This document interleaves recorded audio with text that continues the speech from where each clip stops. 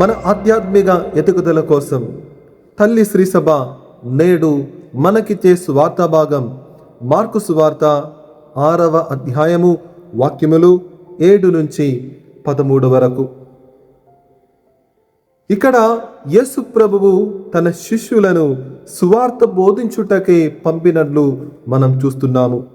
సువార్త ప్రచారము కోసం యేసు ప్రభువు తన శిష్యులను పంపుతున్నారు. వారు శిష్యులు అలా పంపబడగా వారు చేసిన మొదటి కార్యం వాక్యం సెలవిస్తుంది.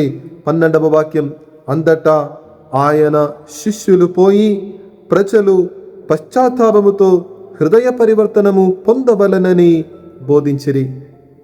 సువార్త బోధించుటకై యేసు ప్రభువు తన శిష్యులను పంపినప్పుడు వారు చేసిన మొట్టమొదటి కార్యం, వారు ప్రజలతో మీరు మారు మనసు పొందాలని బోధించారు, హృదయ పరివర్తనము చెందాలని బోధించారు.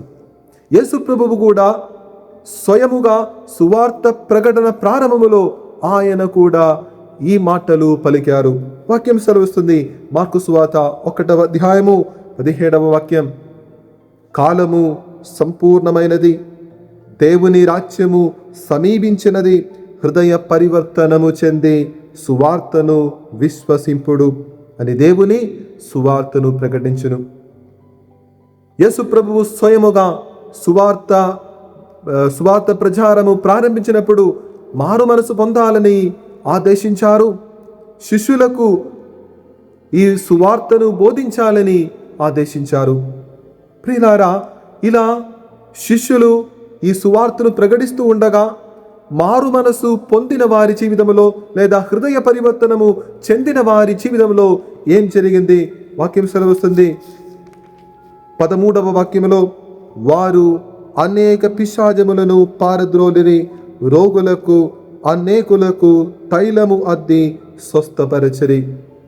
సువార్త వ్యాపిస్తూ ఉండగా, బోధిస్తూ ఉండగా ఎవరెవరైతే ఆ సువార్తను విశ్వసించారో, సువార్తను విశ్వసించి సువార్తను నమ్ముకొని మారు మనసు పొందారో, హృదయ పరివర్తనము చెందారో, వారి జీవితములో స్వస్థతలు జరిగింది, అద్భుత కార్యములు వారి జీవితములో జరిగింది. ప్రియులారా, మన జీవితములో అద్భుతాలు జరగాలని మీరు కోరుతున్నారా? మన జీవితంలో అద్భుతాలు జరగాలంటే మనము హృదయ పరివర్తనము చెందాలి.